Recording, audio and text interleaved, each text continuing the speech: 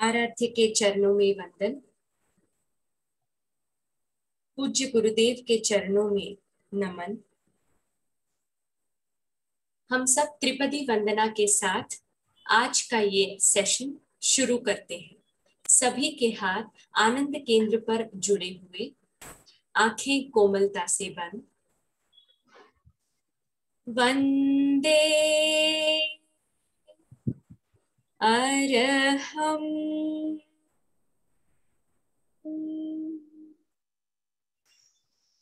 वंदे गुरुवरम वंदे सत्यम।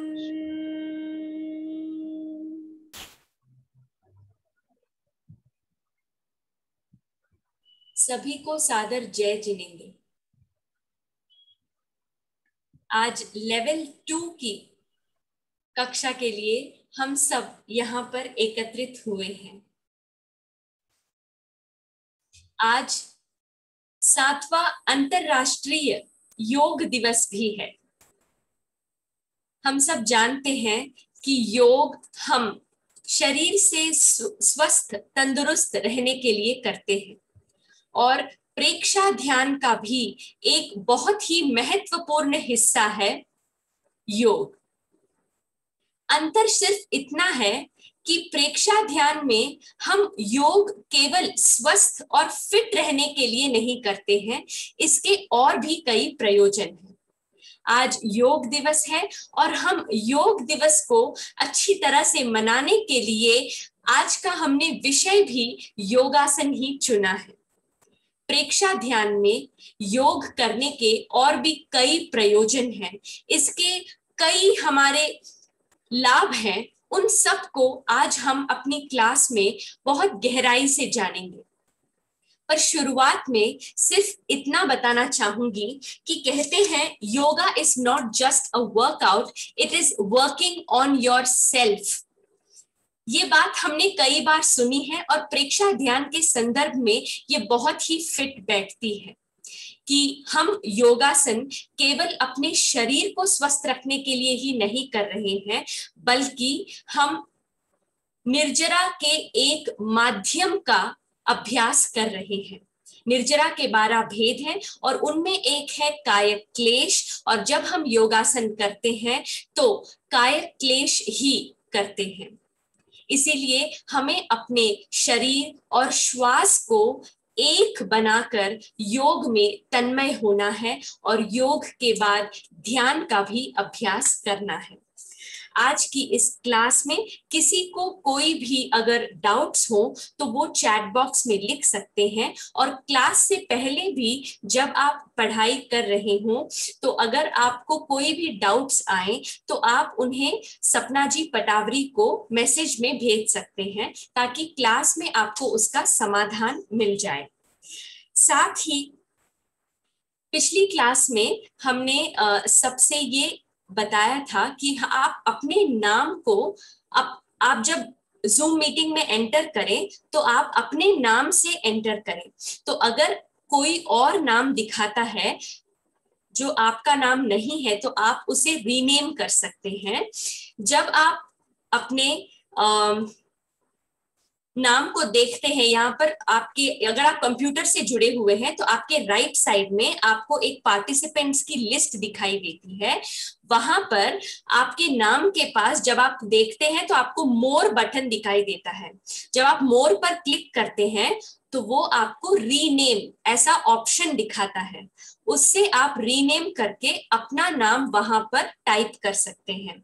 इसी तरह मोबाइल पर भी आपको जो पार्टिसिपेंट्स लिस्ट दिखाई दे रही है वहां पर जाकर आप मोर पे क्लिक करके अपना नाम रीनेम कर सकते हैं।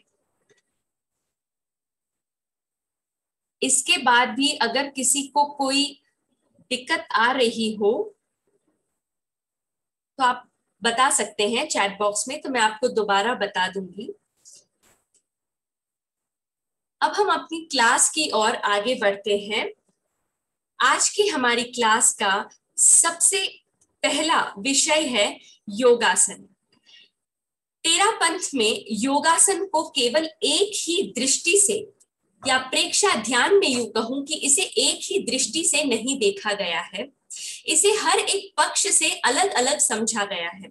आचार्य श्री महाप्रज्ञ जी ने बहुत सुंदर लिखा है कि जो आग्रह करता है या एक ही पक्ष को देखता है वह पूरे सत्य को नहीं देखता है।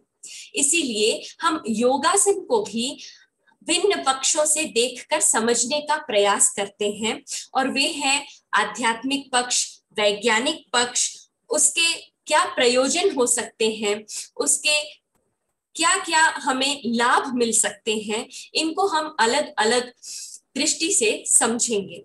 सबसे पहले मैं आमंत्रित करना चाहूंगी सूरत से हमारे प्रेक्षा प्रशिक्षक श्री मनोज जी सुराना। श्री मनोज जी सुराना सूरत से हैं। आप गुजरात क्षेत्र के कोऑर्डिनेटर हैं, आप लेवल 2 के प्रेक्षा प्रशिक्षक हैं और साथ में आपने एमए भी किया है। मनोज जी पर्दे के पीछे रहकर काम करने वाले एक बहुत ही सक्षम कार्यकर्ता हैं। बेसिक वर्कशॉप्स प्रेक्षा ध्यान के जब भी चलते हैं तो आप पीछे से पूरा उसका कार्य अच्छी तरह से संभालते हैं और उसके कोऑर्डिनेशन का पूरा काम आप देखते हैं। सूरत में भी सिटी लाइट में और पर्वत पाटिया क्षेत्र में जो ट्रेनिंग का काम चलता है, प्रशिक्षकों को तैयार करने का काम चलता है, उसमें भी आपका बहुत बड़ा योगदान है। साथ ही मैंने देखा है कि सर बारीकियों पर बहुत ध्यान देते हैं और छोटी छोटी बातों को इतनी अच्छी तरह से हमें समझाते हैं।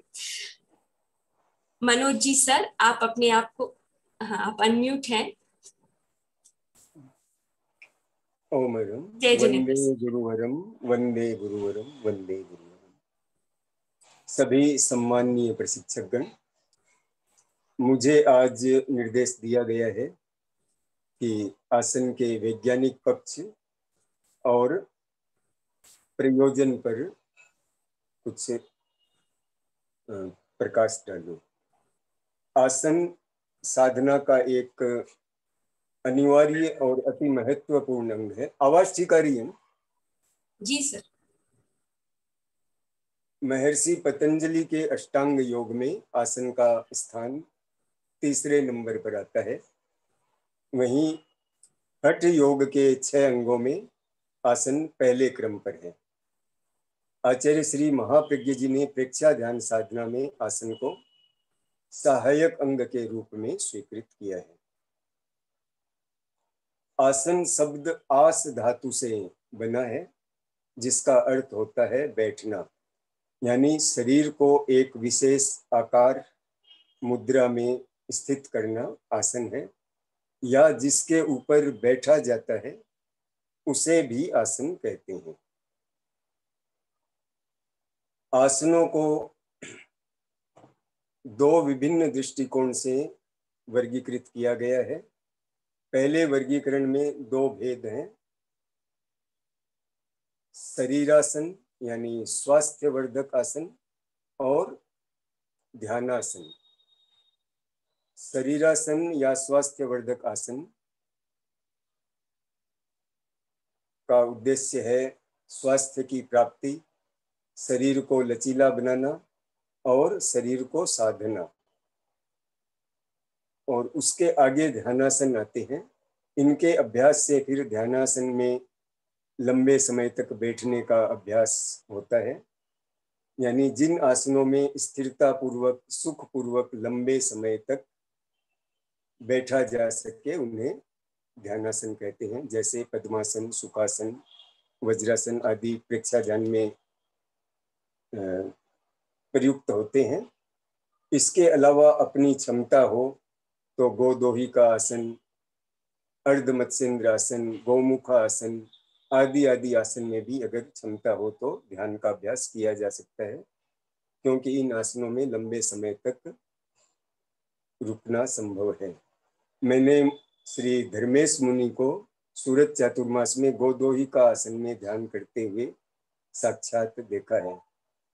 और भगवान महावीर की बात सभी को पता ही है कि उन्हें जब केवल ज्ञान की प्राप्ति हुई तो वो गोदोही का आसन में ही ध्यान कर रहे थे। दूसरे प्रकार के वर्गीकरण में आसनों की 3 श्रेणियां हैं, यानी लेट कर किए जाने वाले आसन, बैठने वाले आसन और खड़े होकर किए जाने वाले आसन। जैन साधना पद्धति में या जैन दर्शन में आसनों की संज्ञा है स्थान, इसीलिए इन्हें क्रमशः शयन स्थान, निशीदन स्थान और ऊर्ध्व स्थान कहा जाता है। अगर आसनों की संख्या के बारे में चर्चा करें तो हठ योग के प्रसिद्ध ग्रंथ घेरंड संहिता में महर्षि घेरंड ने 84 लाख जीव योनि के आधार पर 84 लाख आसन हो सकते हैं ऐसा कहा है। फिर उन्होंने यह देखते हुए कि एक जीवन में साधक के लिए 84 लाख आसनों का प्रयोग करना संभव नहीं है, तो उन्होंने उनमें से 84 आसनों का चुनाव किया और उन्हें विशेष आसन के रूप में माना। इनमें से भी उन्होंने 32 आसन अति विशिष्ट आसन के रूप में स्वीकृत करके निर्धारित किए। इसके अलावा भी अन्य अनेकों ग्रंथों में आसनों की अलग अलग संख्या, यहाँ तक कि 4, 2 और सिर्फ एक आसन की संख्या भी प्राप्त होती है। यहाँ तक कहा गया है कि एक सिद्धासन कर लेने से साधना हो सकती है।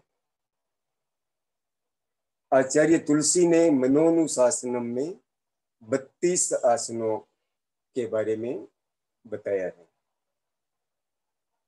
इस प्रकार से मैंने आसनों के बारे में कुछ संक्षिप्त जानकारी दी है। अब हम आसनों के आध्यात्मिक स्वरूप की कुछ चर्चा करें। वर्तमान समय में हम देखते हैं कि वैज्ञानिक आविष्कारों के कारण सुख सुविधा एवं आराम के इतने अधिक साधन हो गए हैं कि शारीरिक श्रम का बहुत ही अभाव हो गया है। खासकर शहरों में रहने वाले लोग तो शारीरिक श्रम का कोई अवकाश ही नहीं है। इस प्रकार श्रम का अभाव और व्यस्त जीवन शैली, या आचार्य श्री महाप्रज्ञ जी के शब्दों में कहूं कि अस्त व्यस्त जीवन शैली, आपाधापी भागदौड़ और तनाव भरी जिंदगी, कंपटीशन आदि आदि के कारण आज अनेकों सुख सुविधाओं से संपन्न होते हुए भी व्यक्ति शारीरिक और मानसिक रूप से अनेक समस्याओं से त्रस्त है। योगासन इन सभी समस्याओं के एक सटीक समाधान के रूप में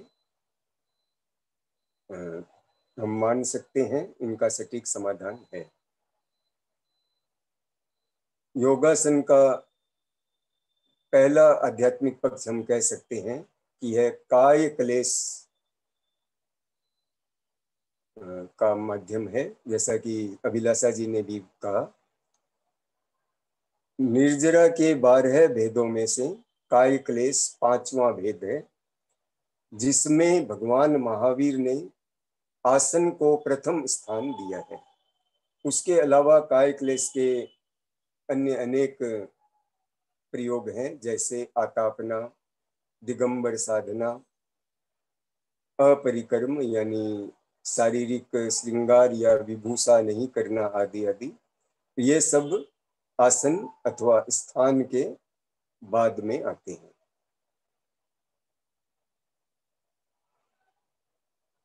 और आसनों के अभ्यास से शारीरिक शुद्धि होती है। शरीर में विभिन्न स्थानों पर नस नाड़ियों में, जोड़ों में और खासकर पेट और कमर आदि भागों में जो विजातीय द्रव्य और अतिरिक्त चर्बी आदि एकत्रित होती है, वो सब भी आसनों के द्वारा रिलीज होती है या बर्न होती है। और आसनों के द्वारा शरीर साधना के लिए आगे तैयार होता है। पहले गत्यात्मक आसन करने के बाद ध्यानासन में बैठने की क्षमता बढ़ती है, यानी शरीर साधना के लिए तैयार होता है। इस प्रकार आसनों की उपयोगिता स्वयं सिद्ध है। हम काय क्लेश की बात कर रहे थे। जैसा कि हम जानते हैं, प्रेक्षा ध्यान के सभी प्रयोग संबर और निर्जरा दोनों में से किसी न किसी एक के प्रयोग अवश्य हैं। आसन को मुख्य रूप से निर्जरा के भेद काय क्लेश के अंतर्गत माना जाता है। काय क्लेश का तात्पर्य है किसी स्थिति अथवा परिस्थिति अथवा जिससे भी शरीर को कष्ट हो, उस कष्ट को समता से सहन करना, यह काय क्लेश तप माना जाता है। तो आसनों के अभ्यास में भी शरीर को कुछ तनाव या दर्द आदि का अनुभव होता है, इसलिए आसन काय क्लेश के अंतर्गत आते हैं।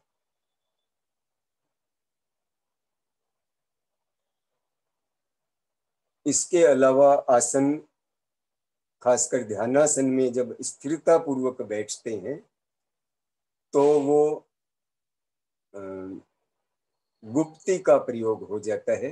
दो शब्द आते हैं, समिति और गुप्ती। समिति का अर्थ है सम्यक प्रवृत्ति और गुप्ती का अर्थ है निवृत्ति, यानी गुप्ती संवर का प्रयोग है।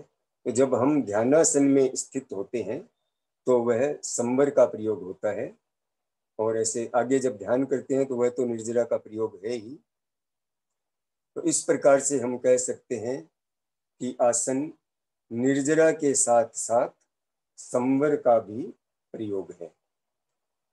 महर्षि पतंजलि ने आसनों का लाभ बताते हुए कहा है, ततो द्वंद्वान भी घात है, अर्थात आसनों के अभ्यास से साधक द्वंद्वों के अभिघात से द्वंद्वों का अभिघात कर लेता है, यानी सर्दी गर्मी सुख दुख निंदा प्रशंसा मान अपमान आदि आदि द्वंद्वों से वो परेशान नहीं होता। या जैन शब्दावली में, जैन दर्शन की भाषा में कहूँ तो वह परिसहों को विजित करने में सक्षम बनता है। तो यह भी आसन का एक बड़ा आध्यात्मिक लाभ है। अब एक प्रश्न बार बार आता है, तो मैं समझता हूँ उसकी चर्चा भी करना उपयुक्त रहेगा। कई बार प्रश्न आता है कि सामायिक में आसन करना चाहिए अथवा नहीं। तो सामान्यतः यह कहा जाता है सामायिक में योगासन नहीं करने चाहिए, लेकिन हम सामायिक किसी न किसी आसन में तो बैठकर करते ही हैं, यानी ध्यानात्मक आसन में सामायिक करना चाहिए।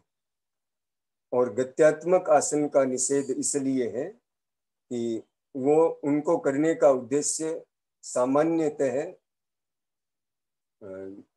शारीरिक लाभ ही होता है, और सामायिक चूंकि संवर है, संवर की साधना है, इसलिए उसमें वो आसन नहीं करने होते हैं। इसके साथ ही साथ हिंसा आदि के दोष भी लगने की संभावना होती है गति करने में किसी जीव आदि की, इसलिए भी निषिद्ध है। और जैसा कि मैंने कहा, जिस आसन में आपकी रुकने की क्षमता हो वो सभी आपके लिए ध्यानासन बन सकते हैं। एक संभवतः राणावास के सुराणा जी की बात आती है कि वो शीर्षासन में सामायिक करते थे। उनके इतनी क्षमता थी कि वो लंबे समय तक शीर्षासन में रुक सकते थे, तो वो उसमें भी सामायिक करते थे। इसलिए सभी को यह स्पष्ट होना चाहिए कि सामायिक में शारीरिक स्वास्थ्य के लिए आसन नहीं करना है। जिस आसन में आप सुविधा पूर्वक बैठ सकते हैं उस आसन में आराम से सामायिक कर सकते हैं। एक और प्रश्न आसनों के संदर्भ में मेरे मन में है, अगर आप लोगों में से किसी के पास इसके बारे में कुछ जानकारी हो तो बताएंगे बाद में। कुछ आसनों के साथ मुद्रा शब्द का प्रयोग किया जाता है, जैसे कि अपने प्रेक्षाध्यान ध्यान में भी योग मुद्रा और विपरीत करनी, हालांकि सिलेबस में नहीं है, लेकिन जो सर्वांगासन कुछ कम कर पाते हैं, थोड़ा सा कम सीधा नहीं हो पाते हैं, उसे विपरीत करनी मुद्रा कहते हैं। तो इनको आसनों को मुद्रा के रूप में क्यों नाम दिया गया है, यह जिज्ञासा मेरे काफी लंबे समय से है। तो अगर किसी के पास इसका समाधान हो तो बताएं। ऐसे मुद्राएं हस्त मुद्राएं होती है, और उसके अलावा खेचरी, सांभवी, भूचरी आदि आदि अनेक प्रकार की मुद्राएं और है। लेकिन ये आसनों को मुद्रा के रूप में क्यों कहा गया है, इसका अभी तक मुझे समुचित समाधान नहीं मिला है। अब हम आसनों के प्रयोजन की बात करें। आसनों का पहला प्रयोजन है शरीर को साधनानुकूल बनाना। प्रेक्षा ध्यान आत्म साधना की, स्वयं को जानने की पद्धति है, उसके लिए ध्यान करना आवश्यक है। और ध्यान करने के लिए पहले आसन में बैठने की क्षमता होनी आवश्यक है, यानी शरीर को साधना अनुकूल बनाना, एक आसन में लंबे समय तक बैठने की क्षमता होना, जिसे हम आचार्य कुंद कुंद के शब्दों में कह सकते हैं आसन विजय। आचार्य कुंद कुंद ने आसन विजय, निद्रा विजय और आहार विजय, इन तीन बातों का उल्लेख करते हुए कहा कि जो व्यक्ति इन तीन चीजों को नहीं जानता, आसन विजय, निद्रा विजय और आहार विजय, वो जैन शासन को नहीं जानता। तो आसन विजय का अर्थ तो हम लोगों ने समझ लिया कि लंबे समय तक बैठना, और ऐसे कहा जाता है कि 3 घंटे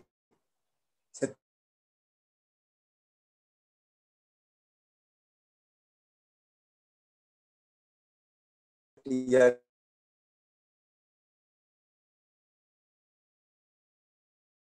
3 घंटे से अधिक या 48 मिनट तो आसन में बैठने की क्षमता होनी ही चाहिए। जिनके नहीं है वो इसके लिए प्रयास करें, और गत्यात्मक आसन और योगिक क्रियाएं आदि करके तथा निरंतर बार बार बैठने का अभ्यास कर करके धीरे धीरे वो क्षमता अवश्य ही प्राप्त हो सकती है। तो आसन विजय तो स्पष्ट है। अब निद्रा विजय और आहार विजय। निद्रा विजय का अर्थ यह नहीं है कि निद्रा को जबरदस्ती कम करना, बल्कि ये, और ऐसा ही आहार के बारे में भी कि जबरदस्ती कम करना नहीं, बल्कि उनकी आवश्यकता ही कम हो जाती है। और ये दोनों लाभ आसन के साथ भी जुड़े हुए हैं। आसन का समुचित प्रयोग, निरंतर प्रयोग करने वाले के पाचन तंत्र इतना सुदृढ़ हो जाता है कि वो कम आहार से ही पर्याप्त पोषण प्राप्त कर सकते हैं, इसलिए उनके आहार की आवश्यकता ही कम हो जाती है। इसी प्रकार निद्रा का भी है कि आसन के अभ्यास और साथ ही कायोत्सर्ग के अभ्यास से निद्रा की पूर्ति हो जाती है, और निद्रा की आवश्यकता काफी कम हो सकती है। सांडिल्य उपनिषद में कहा गया है, येनासनं विजितं जगत्त्रयतेन विजितं भवति, यानी जिसने आसन को जीत लिया उसने तीनों लोकों को जीत लिया। इस प्रकार आसन विजय का एक बहुत ही महत्व है साधना के क्षेत्र में। दूसरा हम कह सकते हैं आसन का प्रयोजन साधना अनुकूल बनाने के लिए ही शारीरिक स्वास्थ्य। साधना में आगे बढ़ने के लिए शारीरिक स्वास्थ्य भी बहुत आवश्यक है। आसनों के प्रयोग से शरीर का लचीलापन बढ़ता है, सभी अवयवों या सिस्टम्स, तंत्रों की क्षमता बढ़ती है, वो अपना काम प्रॉपर करते हैं। उनके दोष दूर होते हैं। इस प्रकार शारीरिक स्वास्थ्य की प्राप्ति होती है। और खासकर ध्यान करने वालों का आचार्य महाप्रज्ञ जी का ये अनुभूत वाणी है कि ध्यान करने से पाचन तंत्र कुछ कमजोर होता है, तो इसके लिए आसनों का उपयोग साधक के लिए बहुत ही जरूरी है। किंतु इसके साथ उन्होंने यह भी कहा कि जबरदस्ती प्रदर्शन के लिए अधिक कड़े आसन, कठोर आसन करने आवश्यक नहीं है, बल्कि अपनी अनुकूलता के अनुसार, अपनी आवश्यकता के अनुसार आसनों का चुनाव करके आसन करने चाहिए। आसनों के अभ्यास से वर्तमान में जो बहुत अधिक प्रसिद्ध है, इम्यूनिटी पावर, रोग प्रतिरोधक क्षमता। तो जब हमारे शरीर के दोष दूर होंगे, अवयवों की क्षमता बढ़ेगी, प्राण शक्ति बढ़ेगी, तो निश्चित ही रोग प्रतिरोधक क्षमता भी बढ़ती है। और यह भी आसनों का एक मुख्य प्रयोजन है। तितिक्षा यानी स्टेमिना का विकास भी आसनों के अभ्यास से होता है। इस प्रकार हम कह सकते हैं कि आसन शारीरिक स्वास्थ्य और उसके साथ साथ आसनों से ग्रंथि तंत्र, नाड़ी तंत्र सभी प्रभावित होते हैं। उनके कारण मानसिक स्वास्थ्य, भावनात्मक स्वास्थ्य भी प्रभावित होता है। विभिन्न आवेग, संवेग आदि प्रभावित होते हैं। और ग्रंथियों के संतुलन का स्वास्थ्य पर भी काफी प्रभाव पड़ता है। जैसे थायराइड के संतुलित होने पर मेटाबॉलिज्म प्रॉपर होता है, तो उसका स्वास्थ्य पर काफी अनुकूल रहता है। और जिनका थायराइड के हार्मोन्स असंतुलित होते हैं, उनका फिर स्वास्थ्य पर काफी विपरीत असर होता है। इसी प्रकार हम सभी ग्रंथियों के हार्मोन्स को समझ सकते हैं। शारीरिक स्वास्थ्य, मानसिक शांति आदि के साथ साथ आसन आध्यात्मिक विकास का भी मुख्य साधन है, या हम कह सकते हैं प्रवेश द्वार है। क्योंकि सभी साधना पद्धतियों में आसन एक प्रारंभिक रूप से किया जाता है, और सामान्य लोग ज्यादातर आसन को ही योग समझते हैं। जैसा कि सामान्य बोलचाल की भाषा में ऐसा ही कहा जाता है, योग करना यानी योगासन, या अधिक से अधिक योगासन और प्राणायाम करना। जैसा कि अभी अभिलाषा जी ने भी कहा था कि लगभग ऐसी ही कुछ बात कही थी, योग करते हैं यानी योग के अंग तो ध्यान आदि सारे ही हैं, लेकिन योगासन उसका एक प्रारंभिक और बहुत महत्वपूर्ण अंग है। शक्ति संवर्धन, जब हम आसन करते हैं तो खास करके गति वाले आसनों से मांसपेशियों की जो परस्पर गति होती है, उनसे शारीरिक संतुलन बनता है, जोड़ों के दोष दूर होते हैं, और शरीर को गुरुत्वाकर्षण के विरुद्ध काम करने की भी क्षमता बढ़ती है। इसीलिए अंतरिक्ष यात्रियों के लिए भी, क्योंकि वहां पे गुरुत्वाकर्षण का प्रभाव नहीं रहता अंतरिक्ष में, तो उनके लिए भी वहां पे होने वाली समस्याओं से मुक्त होने के लिए योगासन आदि यौगिक क्रियाओं को बहुत उपयोगी माना गया है। ये एकदम सिद्ध हो चुका है। इस प्रकार हम देखते हैं कि आसन साधना का बहुत ही उपयोगी अंग है।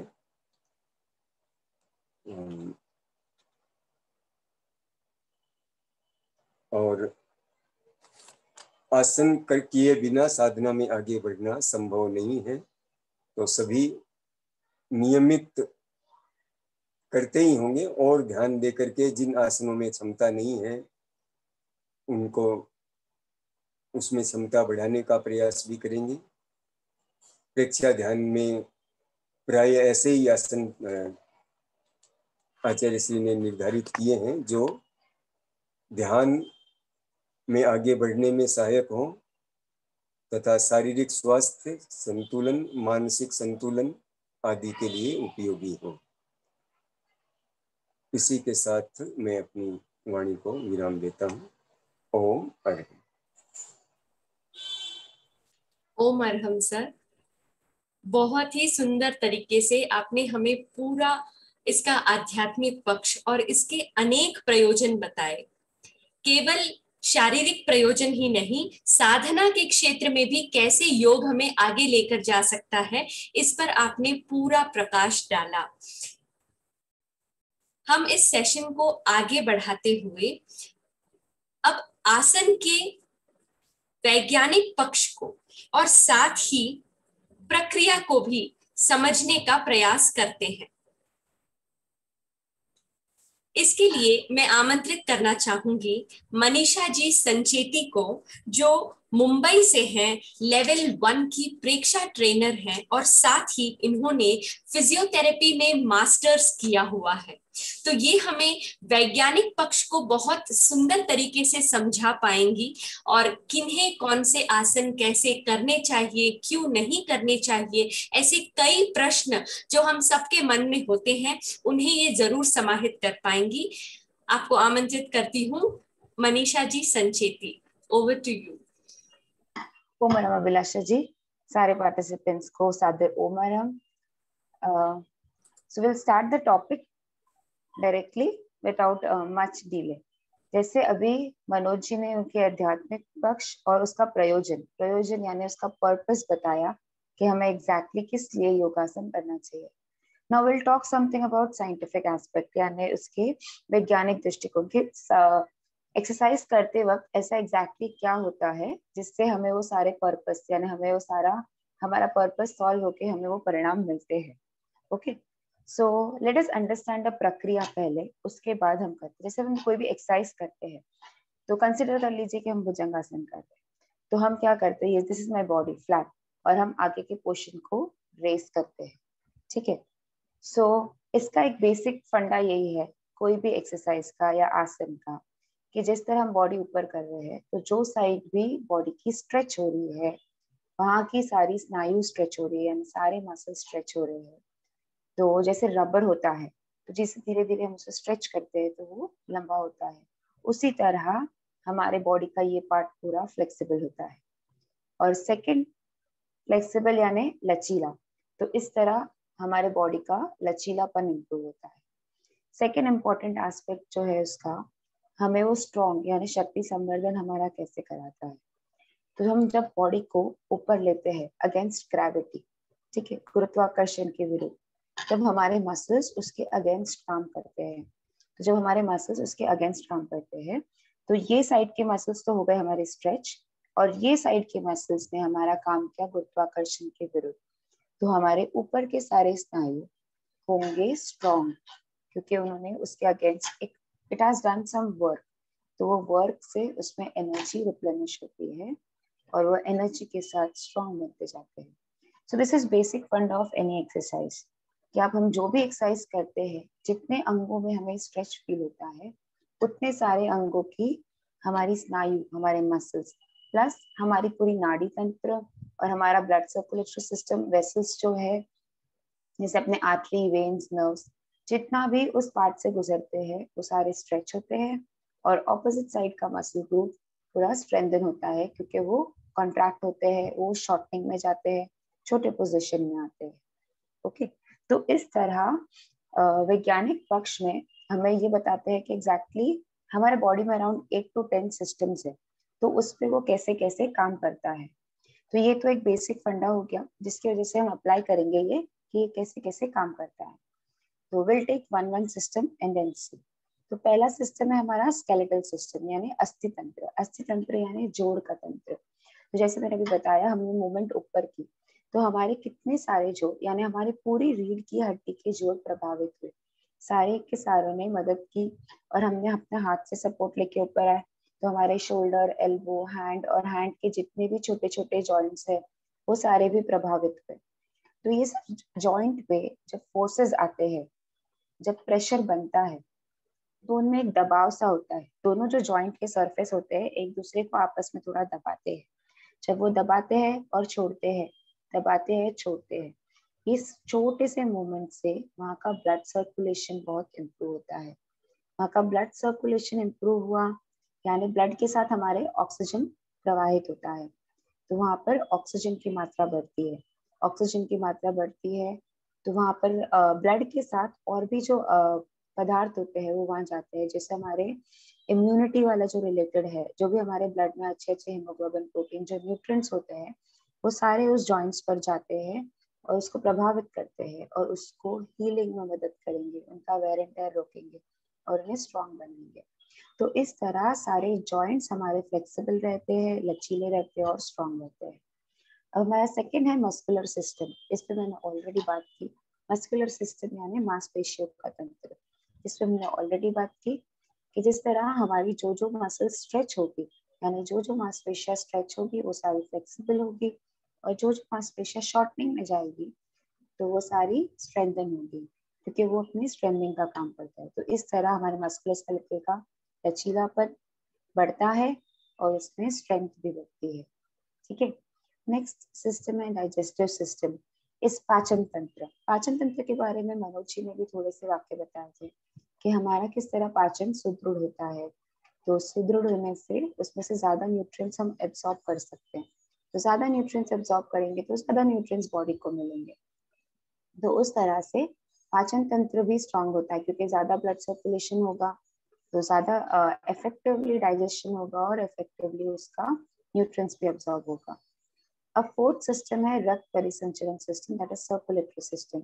जैसे बताया हमने, जैसे हमने पहले भी बात की कि जो हम मूवमेंट करते हैं जहाँ पर स्ट्रेच आता है वो सारे जो हमारे स्नायु भी है और जो हमारे ब्लड वेसल्स है और जो हमारे नाड़ी तंत्र के जो भी स्नायु है वो सारे भी फ्लेक्सिबल बनते हैं। तो इसी तरह से सर्कुलेटरी सिस्टम के हमारे जितने भी ब्लड वेसल्स है, आर्टरीज है, नाड़ियां है, वो सारी स्ट्रॉन्ग बनती है, थोड़ी फ्लेक्सिबल होती है। तो फ्लेक्सिबल होगी तो वो कॉन्ट्रैक्ट और रिलैक्स अच्छे से कर पाएंगे। कॉन्ट्रैक्ट रिलैक्स अच्छे से करेगी तो ब्लड सर्कुलेशन अच्छा रहेगा उसके अंदर और उसका स्ट्रेंथ भी बना रहेगा। और फिफ्थ है हमारा nervous system, very important system, हमारा नाड़ी तंत्र। तो जिस तरह ब्लड वेसल्स पे इफेक्ट हुआ, मसल्स पे इफेक्ट हुआ, जॉइंट्स पे इफेक्ट हुआ, उसी तरह हमारे नर्वस सिस्टम पे भी इफेक्ट होता है। तो हमारे जितने भी नर्व्स है वो भी स्ट्रेच होंगे, उनका भी ब्लड सर्कुलेशन इम्प्रूव होगा तो उन्हें भी न्यूट्रिएंट्स ज्यादा मिलेंगे तो वो भी इम्प्रूव होंगे।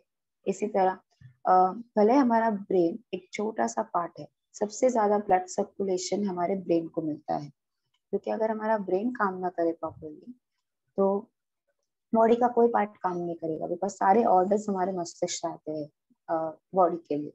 ठीक है। तो सबसे ज्यादा उपयोग ऑक्सीजन का और ब्लड का हमारे ब्रेन में होता है पूरे बॉडी में से। ठीक है। So brain is a very important organ which requires lot of blood and oxygen. ठीक है। तो हम जितना अच्छे से आसन करते हैं तब उतने अच्छे से हमारा सर्कुलेशन बढ़ता है, तो वो ब्रेन की तरफ भी बूस्ट होता है। तो ब्रेन की तरफ सर्कुलेशन बूस्ट होने से हमारे सारे न्यूरॉन्स एक्टिव बने रहते हैं। तो न्यूरॉन्स एक्टिव बने रहेंगे तो हमारा स्मरण शक्ति, हमारा मेमोरी पावर इंक्रीज होगा और न्यूरॉन्स डीजेनरेट नहीं होंगे। न्यूरॉन्स डीजेनरेट यानी न्यूरॉन्स मरेंगे नहीं, एज के साथ कम नहीं होंगे। तो एज के साथ कम नहीं होंगे तो जो एज रिलेटेड भी, जैसे बहुत जन की मेमोरी कम होती जाती है, तो वो भी नहीं होगी। तो हमारी मेमोरी मेंटेन भी रहेगी और मेमोरी बढ़ेगी भी। ठीक है। तो हमारा स्मरण शक्ति बढ़ता भी रहेगा और स्मरण शक्ति सुदृढ़ भी रहेगी और इससे हमारा अलर्टनेस भी बढ़ेगा, बिकॉज ज्यादा ब्रेन को ब्लड सप्लाई अच्छा है तो हमारा माइंड भी अलर्ट रहेगा। If your mind is alert तो हम सारा काम अलर्टनेस में करेंगे, which is a very important aspect of भाव क्रिया, जो आप आगे लर्न करेंगे कि प्रेक्षा ध्यान के 5 मूल जो है जीवन शैली के 5 सूत्र, उसमें सबसे इम्पोर्टेंट है भाव क्रिया। यानी हमें जो चीज हम करते हैं उसे वर्तमान में, मतलब प्रेजेंट में रहकर फुल कंसंट्रेशन के साथ करना है। तो हमारा नाड़ी सिस्टम स्ट्रांग रहेगा, यानी हमारा नर्वस सिस्टम स्ट्रांग रहेगा, तो हमारा मेमोरी, कंसंट्रेशन, अलर्टनेस सारा स्ट्रांग रहेगा। ओके। और सबसे ज्यादा एंड नेक्स्ट चीज जो ब्रेन हो गई, अब नेक्स्ट चीज जो प्रभावित होती है वो हमारा स्पाइनल कॉर्ड यानी सुषुम्ना। जब अपने ध्यान भी करते हैं तो आप आगे जब करेंगे तब आप यू विल नो अबाउट अंतर यात्रा। तो अंतर यात्रा के लिए हमारा स्पाइनल कॉर्ड और हमारा जो स्पाइनल कॉर्ड और जो वर्टेब्रल कॉलम है वो दोनों बहुत स्ट्रांग होना चाहिए। हमें ऑर्डर दिया जाता है कि हम स्ट्रेट बैठे, तो जब हम स्ट्रेट बैठते हैं तो स्पाइनल कॉर्ड भी स्ट्रेट रहता है, उसमें एनर्जी प्रवाह अच्छे से होता है। तो अगर आपकी बॉडी फ्लेक्सिबल है तो आप आसन वगैरह करेंगे तो आपका पोस्चर भी मेंटेन रहेगा। तो वो पोस्चर मेंटेन रहने से स्पाइनल कॉर्ड स्ट्रेट मेंटेन रहता है और एनर्जी का प्रवाह बहुत अच्छे से होता है। तो इससे हम ध्यान में भी आगे बढ़ने में बहुत सक्षम बन जाते हैं। तो इस तरह नाड़ी तंत्र सशक्त बनने से काफी सारी चीजों के लाभ होते हैं हमें। और नाड़ी तंत्र सशक्त रहने से एक और चीज जो होता है कि वो बैलेंस बनाए रखता है ईड़ा और पिंगला के बीच में। दो इंपॉर्टेंट सिस्टम होते हैं हमारे बॉडी के, सिंपैथेटिक और पैरासिम्पैथेटिक। सिंपैथेटिक सिस्टम यानी ईड़ा जो सिस्टम होता है वो हमारे बॉडी को हाइपर बनाता है। यानी कभी हम लोग कुछ देखते हैं तो या तो हम डर जाते हैं या तो हम भागते हैं। कुछ डरा मतलब जैसे शेर आ गया हमारे सामने, या तो हम डरेंगे या तो हम भाग जाएंगे या हम वहाँ फ्रीज हो जाएंगे। तो ये फाइट फ्लाइट और फ्रीज सिस्टम हमारा सिंपैथेटिक सिस्टम एक्टिवेट करता है और ये बॉडी को और बॉडी के सब ऑर्गन्स को उत्तेजित करता है। और जो हमारा पिंगला है वो इसका एग्जैक्ट ऑपोजिट, यानी वो बॉडी को रिलैक्सेशन देता है। ठीक है, तो जब हम आसन करते हैं तो हमारे ये दोनों सिस्टम का बैलेंस मेंटेन रहता है। बैलेंस मेंटेन रहने से ना तो हम ज्यादा उत्तेजित रहेंगे ना हम ज्यादा रिलैक्स रहेंगे। We will be in a balanced mode. तो हम जब जो क्रिया करनी है उसके लिए उतना उत्तेजित होंगे और जब रिलैक्स होना है तो उतना अच्छे से रिलैक्स हो पाएंगे। नहीं तो आप कभी कभी देखते हैं कि कोई पर्सन बहुत उत्तेजित ही रहता है, हर बार हाइपर हो जाता है फटाफट, और कोई पर्सन बहुत रिलैक्स्ड रहता है, मतलब कुछ भी हो जाए उसे कुछ फर्क ही नहीं पड़ता, everything is very smooth smooth smooth smooth ऐसे लगता है। तो इसके लिए बैलेंस होना बहुत जरूरी है। तो आसन करने से इसका बैलेंस भी मेंटेन रहता है। ओके, और नेक्स्ट बहुत इम्पोर्टेंट जो सिस्टम है जिसपे हमारे एक्सरसाइजेस इफेक्ट करते हैं वो है अंतःस्रावी सिस्टम यानी एंडोक्राइन सिस्टम। एंडोक्राइन सिस्टम में हमारे बॉडी के प्रमुख ग्लैंड्स आते हैं, जैसे pituitary gland, hypothalamus, pituitary gland, adrenal gonads and thymus and thyroid gland and other glands. ठीक है, जब आप आगे आपके एनाटॉमी के लेक्चर्स करेंगे तब इनके बारे में और आप डिटेल में जानेंगे, पर आसन से उन पे क्या प्रभाव होता है हम वो समझेगा। जब हम आसन करते हैं, जैसे भी एक सिंपल आसन ले लीजिए जिसमें हमने हमारा चिन डाउन किया है, जैसे शीर्षासन जब कोई करता है तो उसमें हमारा चिन डाउन होता है और यहाँ थायराइड ग्लैंड पे प्रेसिंग करते हैं हम लोग। तो यहाँ थायराइड ग्लैंड पे प्रेस करने से इसका ब्लड सर्कुलेशन रेगुलराइज होता है और इसके जो हार्मोन्स है, इसके जो स्त्राव है वो संतुलित होते हैं। तो जब स्त्राव संतुलित रहेंगे तो वो बॉडी में प्रॉपरली एक्ट करेंगे। आपने हाइपोथायरॉयडिज्म तो बहुत कॉमनली सुना होगा, सब काफी जन को थायराइड की प्रॉब्लम होती है क्योंकि उनके स्त्राव कम हो जाते हैं तो उनमें वजन बढ़ने लगता है, सब कुछ होने लगता है। ठीक है, उनमें वजन बढ़ने लगता है, एनर्जी लो फील होती है, ऐसे सब होता है। सो जब हमारे स्त्राव संतुलित रहेंगे तो हमें ये सब या तो उसके कमी होने से कुछ प्रॉब्लम्स नहीं होगी और उसके ज्यादा होने से भी प्रॉब्लम्स नहीं होगी क्योंकि ये बैलेंस मेंटेन रहेगा। ठीक है, और हमारे एंडोक्राइन सिस्टम के साथ बहुत इंपॉर्टेंट बात जो जुड़ी है वो हमारे भाव जुड़े हैं। जैसे हमारा स्त्राव होता है वैसे हमारे भाव बनते हैं और जैसे हमारा भाव होता है वैसे हमारे स्त्राव बनते हैं। इन दोनों में एक टू वे कनेक्शन है। ठीक है, तो अगर अगर हमारे भाव अच्छे बनाने हैं तो हमें स्त्रावों को संतुलित करना होगा और स्त्रावों को संतुलित करने के लिए हमें आसन करना होगा। ठीक है, so this is the link. और आसन करेंगे, स्त्राव संतुलित होंगे और हमारे भाव अच्छे बनेंगे यानी विद्यात्मक भाव बनेंगे यानी पॉजिटिव भाव बनेंगे। ओके, तो ये है सारा इम्पोर्टेंट सिस्टम्स पे कैसे इफेक्ट होता है आसन का। अब इसके साथ एक और जो इम्पोर्टेंट है हमारा इम्यूनिटी पावर। अब ये कैसे बढ़ता है ये हम जानते हैं। इम्यूनिटी पावर के लिए हम एक और तंत्र की बात करेंगे, लसिका तंत्र यानी लिम्फेटिक सिस्टम। ये हमारा ब्लड सर्कुलेटरी सिस्टम का ही एक पार्ट है, लिम्फेटिक सिस्टम। ब्लड जो है ना वो क्लोज्ड वेसल्स, जैसे पानी पाइप्स में जाता है वैसे ब्लड भी पूरे बॉडी में पाइप्स के थ्रू जाता है। उन पाइप्स को हम आर्टरीज और वेन्स बोलते हैं। कहीं पर भी ब्लड ऐसे खुला हुआ नहीं होगा बॉडी में। ठीक है, कहीं पर कट होगा तो ये वो पाइप जब कटता है तो पानी निकलता है, वैसे वो कट होगा तो वो पाइप कटेगा, आर्टरी या वेन कटेगी या कैपिलरीज कटेगी, तो वो ब्लड निकलता है। ठीक है, तो ब्लड बॉडी में डायरेक्टली कहीं पर भी नहीं होता है, पर सेल्स को कैसे मिलेगा फिर? वो हर इतने छोटे छोटे सेल्स, कितने करोड़ कोशिकाएं हैं हमारे अंदर, ठीक है, हर जगह जाके तो नली नहीं होती। तो उसमें क्या होता है, रक्त का जो एक द्रव्य होता है, तरल द्रव्य होता है, जिसे लिम्फ बोलते हैं, लसिका, इट्स अ क्लियरलेस फ्लूइड, ठीक है। उसमें सारे न्यूट्रिएंट्स होते हैं, उसमें हमारे जो वाइट ब्लड सेल्स और ये सब होते हैं, जो स्ट्रेंथ और प्रोटीन्स होते हैं, जो बॉडी बिल्डिंग, जो सेल बिल्डिंग के लिए और सेल के वेयर एंड टेयर के लिए काम आता है। ठीक है, तो वो एग्जैक्टली क्या होता है, ब्लड का जो वेसल होता है वो इतना पतला होता है कि जहाँ से थोड़ा थोड़ा तरल फ्लूइड बाहर आ सकता है, that is called lymph fluid. तो लिम्फ फ्लूइड बाहर जाता है बॉडी में, तो वो सारे सेल्स उस लिम्फ फ्लूइड में होते हैं। तो जब लिम्फ फ्लूइड उसमें जाएंगे और लिम्फ फ्लूइड अगर अच्छे होंगे तो वो बॉडी के जितने भी अच्छे तत्व हैं, न्यूट्रिएंट्स है, जो हमारे एंटीबॉडीज है, जो प्रोटीन्स है, वो सारे वो सेल को प्रदान करता है। और वो सेल से सारे वेस्ट बॉडी, जो उसमें कोई मरे हुए चीजें हैं, जीव जंतु है, जो भी है, वो उसमें से ले लेता है। और वो लिम्फ फ्लूइड फिर आगे जाके लिम्फ वेसल्स, जैसे ब्लड वेसल होते हैं, ऐसे लसिका तंत्र के अलग से वेसल्स होते हैं, पाइप्स होती है, लिम्फ वेसल्स होती है, वो सब आगे जाके उस लिम्फ वेसल में जमा होते हैं, और वो लिम्फ वेसल जाके वापस ब्लड सर्कुलेशन सिस्टम में जमा होता है। अब वो वापस जाता है, उसके पहले वो लिम्फ नोड्स में जाते हैं।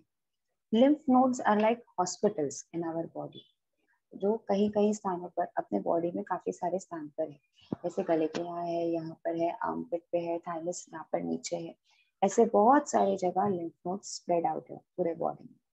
तो वो लिम्फ वेसल्स वो लिम्फ नोड्स पे जाते हैं। लिम्फ नोड्स आर हॉस्पिटल्स, यानी लिम्फ वेसल्स जितने भी लिम्फ फ्लूइड, जितना भी विजातीय प्रोडक्ट्स लेकर आती है, जितना भी टॉक्सिन्स लेकर आती है, वो हमारे लिम्फ नोड्स में उसे डिस्ट्रॉय किया जाता है, ताकि हमारे बॉडी में से वो टॉक्सिन्स, वो जंतु, वो माइक्रो ऑर्गेनिज्म सारे निकल जाए, वो वहां पर मर जाए।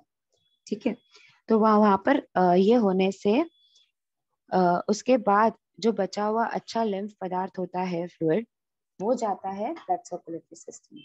तो इस तरह हमारा ब्लड सर्कुलेशन मेंटेन होता है।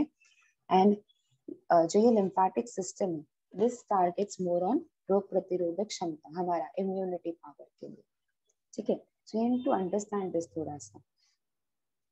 तो इस तरह से आसन करने से हमारे इतने सारे सिस्टम्स इफेक्ट होते हैं, हमारे बॉडी के ऑलमोस्ट हर सिस्टम इफेक्ट हो गया, और हर सिस्टम में पॉजिटिव चेंज आता है।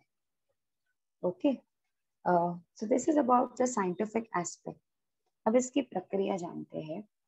प्रक्रिया में आसन हमें ऐसी जगह करनी है जो शांत वातावरण, खुला वातावरण, ब्राइट लिट, वेल एरी, यानी जहाँ हवा भी आवागमन, जहाँ का लाइट अच्छा हो।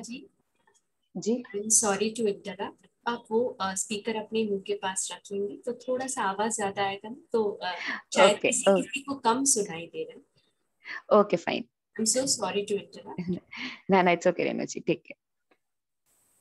Okay, so let's talk about प्रक्रिया। प्रक्रिया में हमें आसन ऐसी जगह करनी है जहाँ पर हवा अच्छी हो, जहाँ लाइट अच्छी हो, जो खुला हो, यहाँ पर गंदगी नहीं हो, क्लटर नहीं हो, क्योंकि ऑलवेज एक अच्छा bright positive atmosphere is always required for this. Your clothing should be comfortable, आप एकदम कंफर्टेबल क्लोथिंग में करें जिसमें आप हर आसन में प्रॉपरली कर सके। ठीक है, और इसमें जो ध्यान देने की बात है, आसन का जो जैसे इंफॉर्मेशन दी गई है, जैसे श्वास लेने को कहा जाता है, जैसे श्वास छोड़ने को कहा जाता है, हर एक स्टेप के साथ हमें आसन हमेशा एंड तक पहुंचे या ना पहुंचे, वो हमारा गोल नहीं होना चाहिए। हमारा गोल होना चाहिए कि वो जिसके जैसे लिखा हुआ है प्रक्रिया, उस तरह से करे, और जितना एंड पोजीशन में हम जा सके उतना धीरे धीरे वो एंड पोजीशन को मेंटेन करने की कोशिश करें। ठीक है, so you have to go do it right, आपको राइट तरीके से करनी है, और जितना हो सके उतना करना है। ज्यादा एंड पोजीशन में जाने की कोशिश नहीं करनी है, नहीं तो उसमें क्या होता है, जैसे अभी एक सिंपल आसन ले लीजिए, पादस्थ आसन, हम आगे झुकने की उसमें हमें अपने हाथों को फॉरवर्ड झुक के हाथों को पैरों के बाजू तक लगाना होता है, और एंड में हमारा मस्तक घुटने तक लगता है। बहुत जन क्या करते हैं, ऐसे करने नहीं होता है तो घुटना मोड़कर करते हैं, तो उसके जो बेनिफिट है आसन के वो आपको पूरे नहीं मिलेंगे, क्योंकि आपने उसको गलत तरीके से किया। तो हमें अपने घुटने स्ट्रेट रखने हैं और हम जितना टच कर सके उतना नीचे करना है, धीरे धीरे करना है। आसन का एक इम्पोर्टेंट चीज है, जैसे धीरे धीरे प्रैक्टिस में आएगा वो धीरे धीरे सज जाएगा। हमें ये नहीं करना है कि बहुत ज्यादा उसको स्ट्रेस लेकर करना है कि हमारे बॉडी में कहीं पर खिंचाव ज्यादा हो गया या दबाव ज्यादा हो गया और फिर हम उसकी वजह से तकलीफ में। तो जितना हम कंफर्टेबल रहे, slight stretch, slight compression fine है, उससे ज्यादा ना ले जब भी करे, ठीक है। और हमारा आसन में हमेशा भाव क्रिया जोड़ी होनी चाहिए, यानी हम जो कर रहे हैं उसके ऊपर फुल कंसंट्रेशन से करेंगे। हम भाव क्रिया का मीनिंग है वर्तमान में जीना, और वर्तमान में जीना यानी प्रेजेंट में आप जो कर रहे हो उसके साथ फुल कंसंट्रेशन के साथ करना, जानते हुए करना कि क्या कर रहे हो आप एग्जैक्टली, ठीक है। तो उसके साथ हम करेंगे ताकि हमारा आसन जल्दी से सदे और अच्छे से सदे, और हमें अपनी जितनी भी हमने अभी बताई है आध्यात्मिक इम्पोर्टेंस और साइंटिफिक इम्पोर्टेंस, वो दोनों के हमें लाभ अच्छे से मिले, ठीक है। और आसन के जो इम्पोर्टेंट चीज है, आसन के बाद में हम जनरली रिलैक्सेशन देते हैं। एवरी आसन के बाद you have to relax your body, क्योंकि एवरी आसन के बाद जितना खिंचाव तनाव महसूस होता है सारे बॉडी में, उतना रिलैक्सेशन से वापस वो शिथिलता लाने से वो वापस मतलब पूरी बॉडी शिथिल होती है, तो हम वापस नेक्स्ट मूवमेंट के लिए तैयार होते हैं, तो एनर्जी भी कंजर्व होती है। और आसन हमेशा खाली पेट करने, तो हो सके तो द बेस्ट टाइमिंग सूर्योदय के आसपास या सूर्यास्त से 1 घंटे बाद जैसे करे वो दोनों बेस्ट टाइमिंग्स में गिने जाते हैं। पर अगर आप सी एज पर सबका कन्वीनियंस नहीं होता है टाइम का, तो कीप इन माइंड कि अगर आपने फ्रूट्स वगैरह खाए हैं तो आधे से 1 घंटे के बाद, और खाना खाया है तो 3 से 4 घंटे बाद आप आसन कर सकते हैं, ठीक है। और जैसे अब अभी आसन, वैसे तो आप लेवल 1 से आसन कर रहे हैं तो काफी सारे आसन तो सद गए होंगे, पर जो नहीं भी सदे होंगे तो हमें धीरे धीरे उसके आगे जाने हैं। और इसमें जो सबसे इम्पोर्टेंट चीज है कि किनको क्या आसन नहीं करना। सबसे इम्पोर्टेंट हार्ट पेशेंट्स वालों को कोई भी कठोर आसन नहीं करने चाहिए, और ब्लड प्रेशर वाले जिनके भी ब्लड प्रेशर हाई रहता है, हाई बीपी वालों को, जब हम आसन में बहुत जगह हम कुंभक लगाते हैं, यानी हम श्वास को रुकने बोलते हैं, या तो आंतरिक कुंभक होगा या बाह्य कुंभक होगा, तो हो सके तो हमें कुंभक का प्रयोग ना करें। और ज्यादा कड़े आसन जैसे हृदय पेशेंट और आईबी के लिए हृदय स्तंभासन वगैरह, जो बहुत कड़े आसन है जिसमें बहुत श्वास रोककर पूरा करना पड़ता है फुल बॉडी का, उतने कड़े आसन हमें नहीं करने चाहिए। और अस्थमा के पेशेंट्स के लिए अस्थमा के पेशेंट्स को भी ध्यान रखना है कि कुंभक वाले आसन अगर उनसे नहीं हो तो नहीं करे, वो सहज श्वास के साथ वो आसन की प्रक्रिया कर सकते हैं सेम, ठीक है। और अगर हमारे आई और ईयर प्रॉब्लम है, यानी आई में प्रेशर है, ईयर में प्रॉब्लम है, तो आई वाले के लिए बेटर है कि वो जितने भी आसन उल्टा लेट कर करने होते हैं, यानी पेट के बल लेट कर करने होते हैं, वो सब थोड़ा ना करे अगर आई में आपके प्रेशर है तो। बिकॉज हम आसन करते हैं स्वास्थ्य पाने के लिए, ऐसा ना हो जाए कि हम कुछ आसन करते करते हमारा स्वास्थ्य बिगाड़े, ठीक है। तो हमें ये थोड़ी चीजों का ध्यान रखना है। और कभी कभी किन्हीं के लिवर एनलार्ज रहता है या स्प्लीन एनलार्ज रहता है, वेरी लेस, पर वो पर्सनल प्रॉब्लम के हिसाब से, तो उन्हें भी ये सब आसन पेट के बल लेट कर करने वाले आसन नहीं करने चाहिए। सो इसीलिए कोई भी आसन हम स्टार्ट करें तो धीरे धीरे करें, सहजता से करें, जितना हो सके उतना करें, और ज्यादा कड़े आसन ना करें, इतना हमें इसकी प्रक्रिया में ध्यान रखना है, ठीक है। अब नेक्स्ट निष्पत्ति, लास्ट, ठीक है, लास्ट टॉपिक है निष्पत्ति। निष्पत्ति यानी उसका परिणाम। तो परिणाम जो हमारा पर्पस होगा, जिस पर्पस से हम जो आसन कर रहे हैं वही हमारी निष्पत्ति है, आउटकम है। अब वो कैसे आती है, वो हमने आध्यात्मिक और उसके वैज्ञानिक पर्सपेक्टिव से जाना कि वो हमें निष्पत्ति यानी वो परिणाम हमें कैसे मिलता है। तो इन शॉर्ट खाली वो जो निष्पत्ति है उसको एक बार हाईलाइट कर दूंगी। फर्स्ट है शारीरिक स्वास्थ्य, सेकंड रोग प्रतिरोधक क्षमता का विकास, तीसरा तितिक्षा का विकास। तितिक्षा यानी जैसे सर ने भी अभी बताया, सहन शक्ति और सहन शक्ति का विकास। और फोर्थ है वृत्तियों पर नियंत्रण की क्षमता का विकास। वृत्तियां यानी जो हमारे बैड हैबिट्स है या बैड भाव है, एंगर मतलब क्रोध, लोभ, मान, माया, ये जो हमारी वृत्तियां है इनके नियंत्रण की क्षमता का विकास। और सबसे इम्पोर्टेंट हमारे ध्यान की भूमिका का निर्माण करता है योगासन। ओके, सो इस तरह योगासन इस तरह आपने योगासन के वैज्ञानिक पक्ष को जाना, उसकी प्रक्रिया को जाना है और उसके परिणाम को जाना है। तो इसी से मैं अपनी बात को विराम करूंगी। ओम अरम। Thank you so much Manisha ji.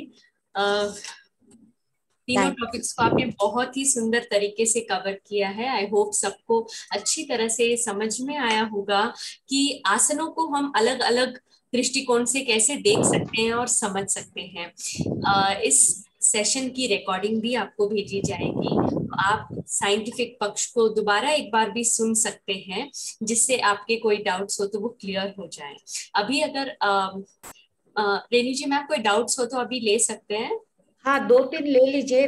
Raise hand करना है उनको, तो हैंड रेज वाला ऑप्शन।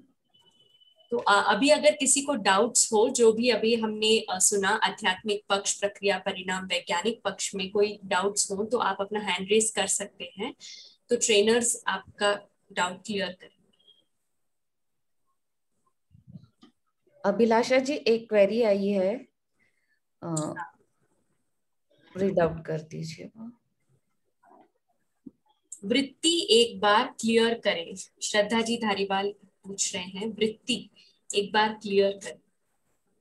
तो मनोज जी सर से, सर मनोज जी सर आप मनोज जी सर नहीं है ग्रुप में, आई गेस वो एग्जिट कर चुके हैं। ओके, तो रेणु जी, मनीषा जी जो भी क्लियर करें।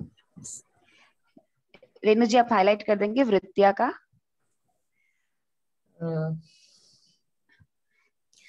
वृत्ति यानी जो भी हमारी होती है, जैसे बताया कि क्रोध की वृत्ति या गुस्से की, जैसे हम बोलते हैं इमोशंस, वृत्तियां, वो होना चाहिए। क्रोध है, जो भी हमारे इमोशंस है ना, एंगर, फियर, उसको वृत्ति हम कह सकते हैं। जेलेसी, इन शॉर्ट जो हमारा क्रोध, मान, माया, लोभ, जो 4 चीजें हैं वो हम वृत्तियों में, कषाय है वो हम वृत्तियों में गिनेंगे। सुषमा जी ने हैंड रेज किया था। अच्छा, सुषमा जी ने भी मैसेज किया है चैट बॉक्स में, लिम्फेटिक सिस्टम। ओके, अब मैं एक इन शॉर्ट बताती हूँ। It's a part of blood circulatory system, क्योंकि लिम्फेटिक सिस्टम एक बहुत बड़ा पार्ट है। तो मैं चाहूंगी कि आप रिकॉर्डिंग वापस एक बार देखें और एग्जैक्टली पिन पॉइंट करें कि क्या डाउट है लिम्फेटिक सिस्टम में। Lymphatic system in short it's a part of blood circulatory system, और उसमें क्लियर फ्लूइड होते हैं, लिम्फ के जो ब्लड से ही बाहर निकलते हैं, और उसके ब्लड की जो अच्छी चीजें होती है, जो न्यूट्रिएंट्स होती है, वो वाया लिम्फ हमारे सेल्स को डायरेक्टली मिलती है, और हमारे सेल्स से जो वेस्ट प्रोडक्ट्स होते हैं वो सारे वापस लिम्फ में आके फिर से ब्लड, और वो लिम्फ नोड्स में क्लियर होके फिर से ब्लड में मिलते हैं।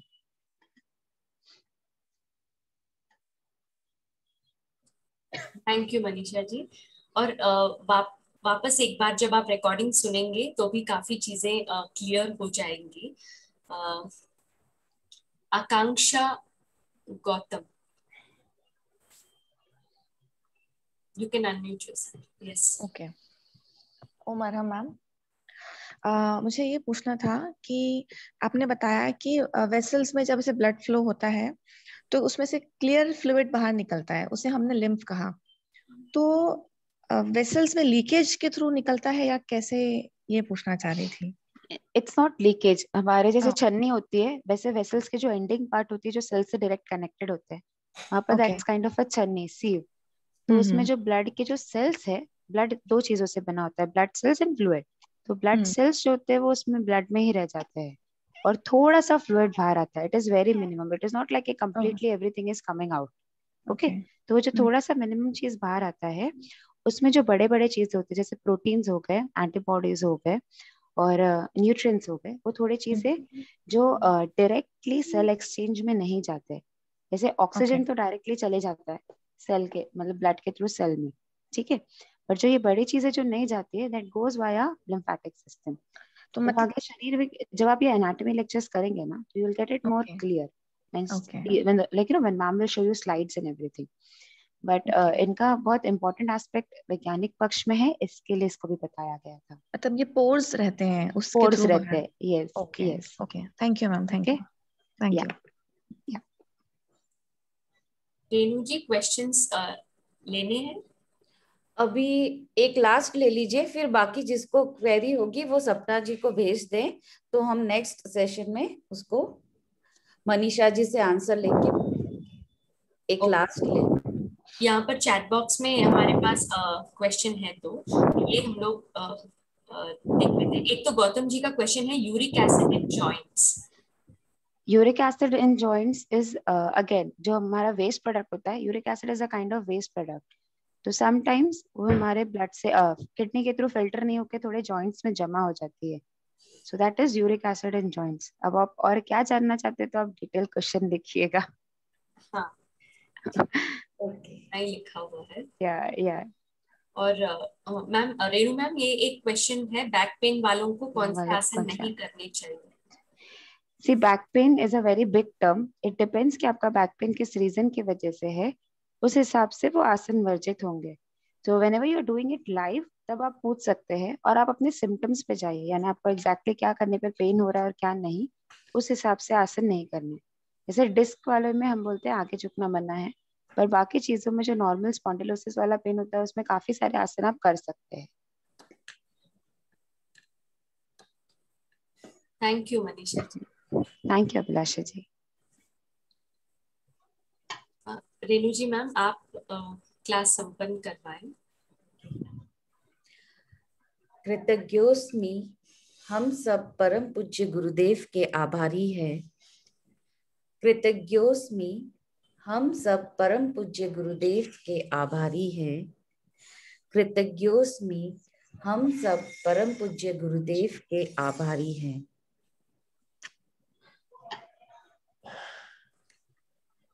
ओम अर्हम। मीटिंग एंड करो। हम मनीषा जी के प्रति और मनोज जी के प्रति भी बहुत बहुत आभार प्रकट करते हैं। ओम अर्हम। मनीषा जी एंड करो।